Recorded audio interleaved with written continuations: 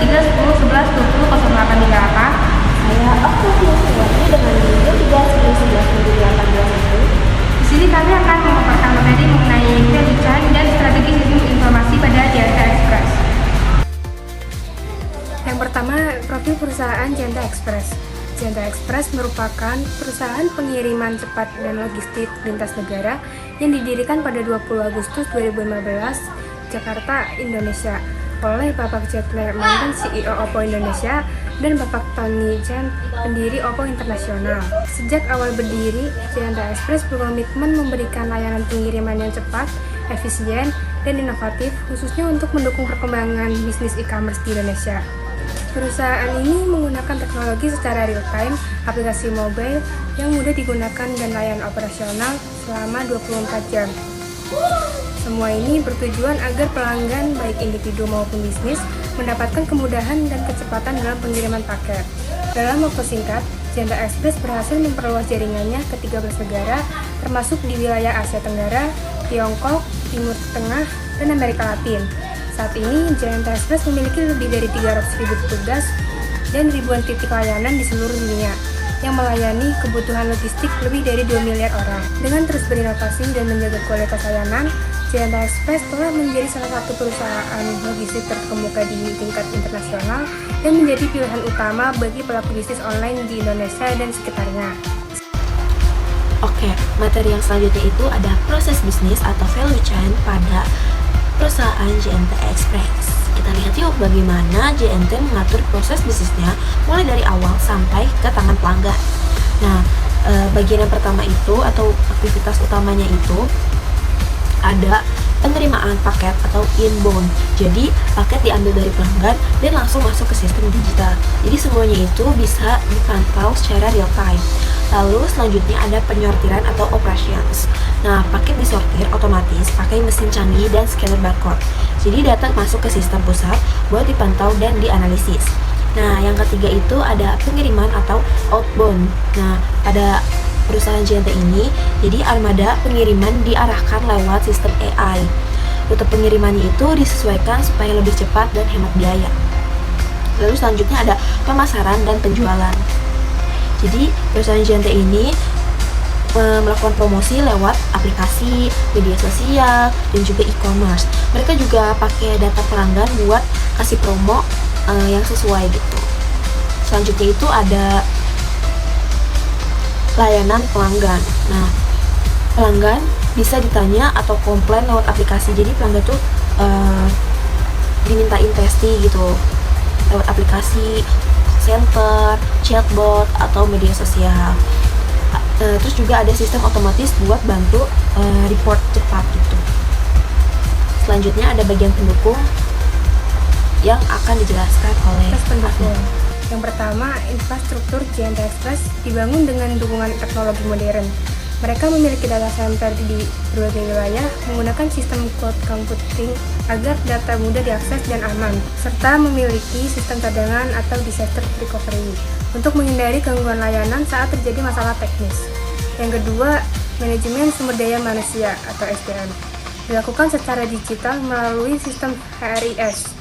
Dengan sistem ini, proses rekrutmen, pelatihan, dan pemantauan kinerja karyawan dapat dilakukan secara otomatis, cepat, dan terpusat. Yang ketiga, ada pengembangan teknologi menjadi salah satu kekuatan utama JNT.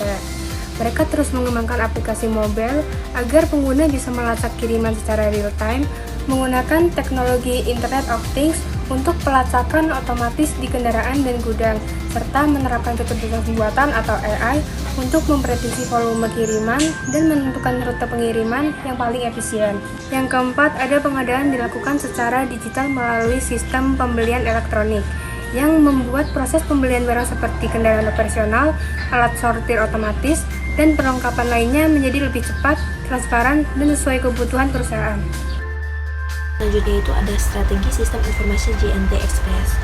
Strategi sistem informasi JNT Express sangat berfokus pada digitalisasi end-to-end dan integrasi data lintas fungsi. Yang pertama itu ada Enterprise Research Planning atau ERP. Jadi seluruh proses bisnis yang ada di JNT ini mulai dari logistik, keuangan, SDM hingga layanan pelanggan terintegrasi dalam satu platform yaitu ERP.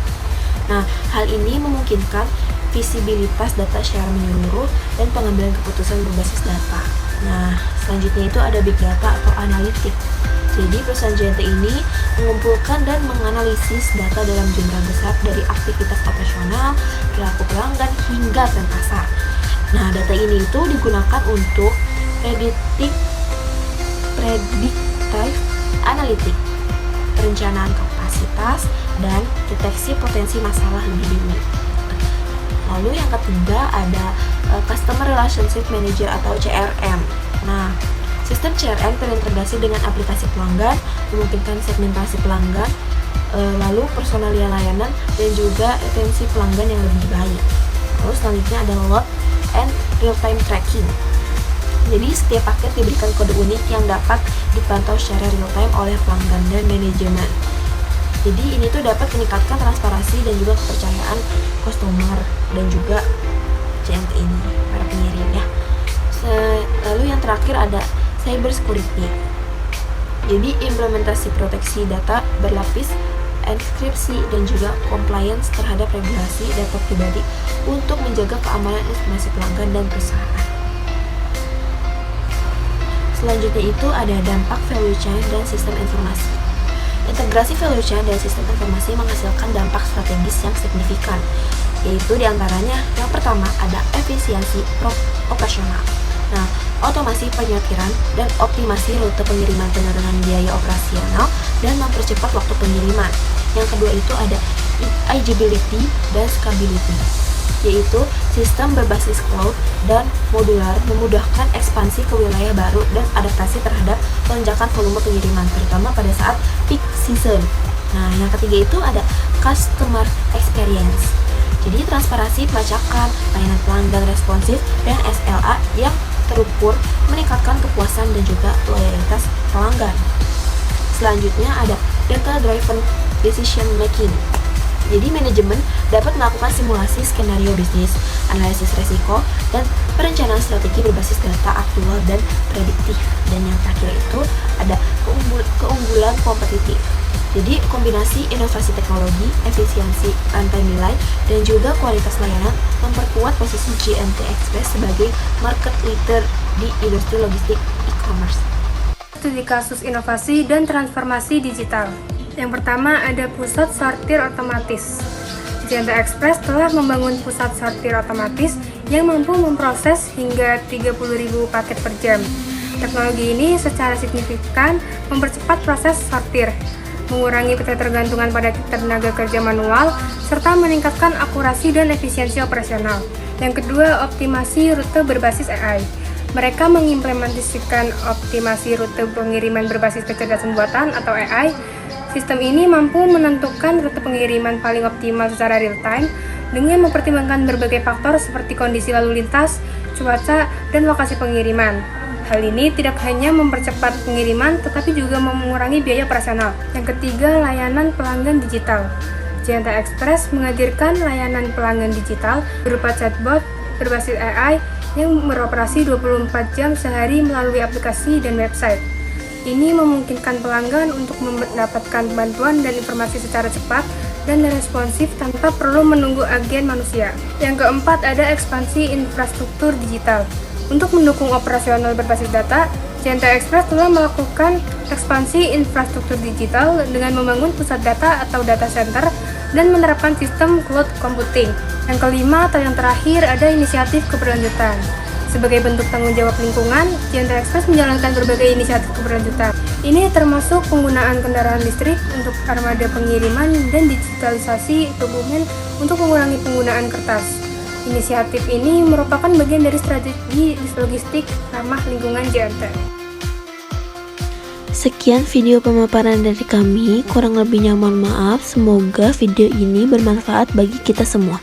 Wassalamualaikum warahmatullahi wabarakatuh.